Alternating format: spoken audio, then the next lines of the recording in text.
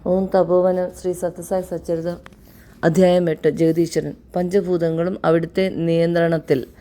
പഞ്ചഭൂതങ്ങൾ: ഭൂമി, ജലം, വായു, അഗ്നി, ആകാശം ഭഗവാൻ ശ്രീ സത്യസായി ബാബയുടെ പൂർണ്ണ നിയന്ത്രണത്തിലാണ്.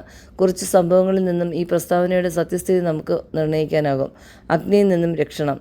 ഒരു ദിവസം ബാബയ്ക്ക് പെട്ടെന്ന് ശരീരത്തെ ചൂട് വർദ്ധിച്ചു. 104.5 ഡിഗ്രി ഫാരൻഹീറ്റ്. ഭക്തന്മാർ ആകുലതയായി. പക്ഷേ 5 മിനിറ്റ് കഴിഞ്ഞപ്പോൾ ഭക്തന്മാർക്ക് സന്തോഷം ജനിപ്പിച്ചുകൊണ്ട് ചൂട് കുറഞ്ഞു. 99 ഡിഗ്രിയായി. പക്ഷേ ചുറ്റിനുമുണ്ടായിരുന്ന ആർക്കും എന്തുകൊണ്ട് ചൂടിങ്ങനെ പൊടുന്നനെ വർദ്ധിച്ചു കുറഞ്ഞു എന്നൊന്നും മനസ്സിലായില്ല. രാത്രി 9 മണി. സ്വാമിയുടെ വസതിക്ക് മുകളിൽ തുറന്ന സ്ഥലത്ത് അത്താഴക്കിയിരുന്നു. ആനന്ദകരമായ രാത്രി. തണുപ്പ്, മനോഹരമായ തിങ്കൾ പ്രഭയും സുന്ദരമായ അന്തരീക്ഷത്തിൽ എല്ലാവരും ആഹാരം കഴിച്ച് രസിച്ച് ആഹ്ലാദിച്ചിരിക്കെ ബാബ ഒരു ഭക്തന് നേർക്ക് തിരിഞ്ഞ് അരുളി: നാളെ നീ വീട്ടിലേക്ക് തിരിക്കുമ്പോൾ നിന്റെ അമ്മയോട് അഗ്നിയുമായി വളരെ സൂക്ഷിക്കണമെന്ന് പറയുക. അതേസമയം അവളെ ഞാൻ സദാ എല്ലാ അപകടത്തിൽ നിന്നും കാത്തുകൊള്ളുമെന്നും ഉറപ്പു നൽകുക. ബാബയുടെ വാക്കുകൾ കേട്ട് എല്ലാവരും പകച്ചുപോയി. എന്താണ് അഗ്നിയെക്കുറിച്ച് വരാൻ പോകുന്ന അപകടങ്ങളെക്കുറിച്ച് സ്വാമി സൂചിപ്പിച്ചത്? കാര്യമെന്തെന്ന് അറിയുവാൻ അവർ ബാബയെ നിർബന്ധിച്ചു. സ്വാമി വിശദീകരിച്ചു: ഇയാളുടെ അമ്മ പൂജാമുറിയിൽ പ്രാർത്ഥിച്ചുകൊണ്ടിരിക്കുകയായിരുന്നു. അവർക്ക് ചുറ്റും ധാരാളം ദീപങ്ങൾ കൊളുത്തിയിട്ടുണ്ട്. പ്രാർത്ഥനകൾ സമർപ്പിക്കവേ സാരിയിൽ തീ പിടിച്ചു. അവർ അത് ശ്രദ്ധിച്ചതുമില്ല. തീ കെടുത്താനായി അവളുടെ സമീപം എനിക്ക് ചെല്ലേണ്ടി വന്നു. ആ പുണ്യവതിക്ക് എങ്ങനെയുണ്ടെന്നറിയാൻ ട്രങ്ക് കോൾ ബുക്ക് ചെയ്യാനുള്ള സ്വാമിയുടെ അനുവാദം കുറച്ച് ഭക്തന്മാർക്ക് ലഭിച്ചു. ഫോണിൽ അവരെ കിട്ടി. അവർ സംഭവം സത്യമെന്ന് ഉറപ്പു നൽകി. സ്വാമിയും അവരോട് സംസാരിച്ചു. അവളോടുള്ള കൃപ മൂലം സ്വാമി തന്നെയാണ് തീ കെടുത്തിയതെന്ന് പറഞ്ഞ് അവരെ ആശ്വസിപ്പിച്ചു. പക്ഷെ ഉത്കണ്ഠയോടെ ആ പരമഭക്തരായ മകൾ തിരക്കി: സ്വാമി എന്നെ രക്ഷിക്കാൻ ശ്രമിക്കുമ്പോൾ അവിടുത്തെ കൈകൾക്ക് പൊള്ളലേറ്റു. സ്വാമി മധുരമായി ഉറപ്പ് നൽകി: ഇല്ല, ഒട്ടുമില്ല. അഗ്നി എനിക്ക് ഒരു ഉപദ്രവം ചെയ്യില്ല. എൻ്റെ ശരീരത്തെ ചൂട് കുറച്ച് ഉയർന്നു, പക്ഷേ താമസിയാതെ കുറയുകയും ചെയ്തു. പരിഭ്രമിക്കാതിരിക്കൂ. വെള്ളപ്പൊക്കത്തിൽ നിന്ന് രക്ഷണം. ബാബ പഴയ മന്ദിരത്തിൽ താമസിക്കും കാലം അന്നൊരിക്കൽ ചിത്രാവതിയിൽ വെള്ളപ്പൊക്കമുണ്ടായി. വെള്ളം പൊടുന്നനെ ഉയർന്നു. ക്ഷേത്രത്തിന് ചുറ്റും ജലം വലയം ചെയ്തു. സാഹചര്യം വളരെ ഭീഷണമായി.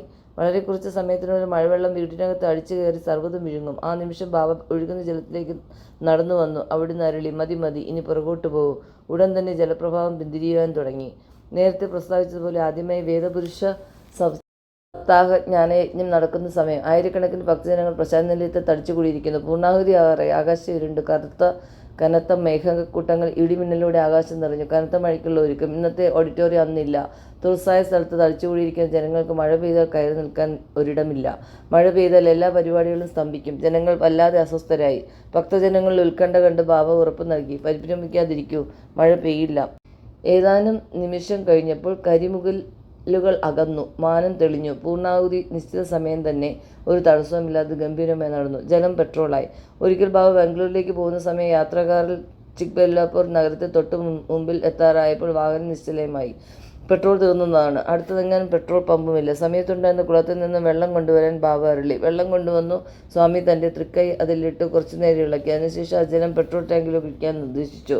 എഞ്ചിന് വീണ്ടും ജീവൻ കിട്ടി. ഒരു തടസ്സവുമില്ല യാത്ര പൂർത്തിയാക്കുകയും ചെയ്തു. ഇതുപോലെ തന്നെ മറ്റൊരു സന്ദർഭം ബാബ ഭക്തസംഘത്തോടൊപ്പം മഹാരാഷ്ട്രയിലെ ഔറംഗാബാദ്, എല്ലോറ എന്നീ സ്ഥലങ്ങൾ സന്ദർശിച്ചു. ആന്ധ്രയിലെ ഹൈദരാബാദിലേക്ക് കാറിൽ യാത്ര. യാത്രക്കിടയിൽ പെട്രോൾ തീർന്ന് വാഹനം നിന്നു. ആ സമയത്ത് പെട്രോൾ വിൽപ്പനക്കാർ സംസ്ഥാനം മുഴുവൻ സമരത്തിലും പെട്രോൾ ലഭിക്കാൻ ഒരു മാർഗവുമില്ല. ഭഗവാൻ കാറിനോട് കൽപ്പിച്ചു: ഓടുക. വണ്ടി ഓടി. ഹൈദരാബാദിൽ എത്തിക്കഴിഞ്ഞപ്പോൾ ബാബ കസ്തൂരിയോട് അരുളി: കസ്തൂരി, ഒരു തുള്ളി ഇന്ധനമില്ലാതെ നാം 150 മൈൽ പിന്നിട്ടു. എന്തിന് പെട്രോളിനെ കുറിച്ച് പറയുന്നു? വെള്ളം പോലും വഴിയരിയിൽ കിട്ടാനില്ലായിരുന്നു. വെള്ളം കൊണ്ട് ടാങ്ക് നിറയ്ക്കാമെന്ന് വെച്ചാൽ നാം ഒരു അരുവിയോ കുളമോ പോലും വഴിയരികിൽ കണ്ടില്ല. ഹിമാലയത്തിലെ സൂര്യപ്രഭ. 1961 ജൂണിൽ ഭഗവാൻ മാതാപിതാക്കളുമൊത്ത് ബദ്രിനാഥിൽ തീർത്ഥാടനത്തിന് പോയ കാര്യം നാം നേരത്തെ വായിച്ചു കഴിഞ്ഞു. അന്നത്തെ UP ഗവർണർ ശ്രീ ബുർഗുല രാമകൃഷ്ണ റാവു അനുചര സംഘത്തിൽ ചേർന്നിരുന്നു. തീർത്ഥാടകർക്ക് വേണ്ടുന്ന എല്ലാ സൗകര്യങ്ങളും ഒരുക്കിയിരുന്നു. ഹിമാലയത്തിൻ്റെ ഉയർന്ന ശൃംഗങ്ങളിലാണ് ബദ്രിനാഥും ഋഷികേശും സ്ഥിതി ചെയ്യുന്നത്. അവിടെ മഞ്ഞുവീഴ്ച സാധാരണ. ഋഷികേശിൽ നിന്നും ബദ്രിനാഥിലേക്ക് തിരിച്ചു വരാനുമായി ഒരാഴ്ച വേണം. എന്തായാലും ഒരാഴ്ചക്കാലം തീർത്ഥാടകർക്ക് മഞ്ഞുവീഴ്ച നേരിടേണ്ടി വന്നില്ല. മറിച്ച് അവരെ കാത്തിരുന്നത് ജ്വലിക്കുന്ന സൂര്യൻ. അതിഥി സൽക്കാരപ്രിയനായ ആദിത്യദേവൻ അന്തരീക്ഷം സൗകര്യപ്രദവും സുഖകരവുമാക്കി. നാട്ടുകാർ അസാധാരണമായി ഈ കാലാവസ്ഥ ശ്രദ്ധിച്ചു സന്തുഷ്ടരായി.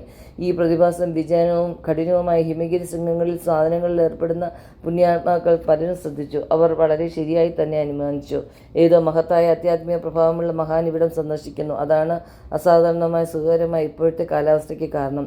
ഒരു ഭക്തൻ ഭഗവാനോട് ചോദിച്ചു: സ്വാമി, അവിടുന്ന് വളരെ കുറച്ചേ ആഹാരം കഴിക്കുന്നുള്ളൂ. അവിടുത്തെ ശരീരവും പഞ്ചഭൂത നിർമ്മിതം. ആഹാരം കഴിക്കാതെ എവിടെ നിന്നാണ് സ്വാമിക്ക് ഈ ഊർജ്ജം ലഭിക്കുന്നത്? ബാബ സാരഗർഭമായി മറുപടി പറഞ്ഞു: പഞ്ചഭൂതങ്ങൾ എനിക്ക് ഊർജ്ജം നൽകുന്നില്ല, ഞാനാണ് അവയ്ക്ക് ഊർജ്ജം കൊണ്ടിരിക്കുന്നത്. ശ്രീ സത്യസായി പരബ്രഹ്മണ്യ നമഃ.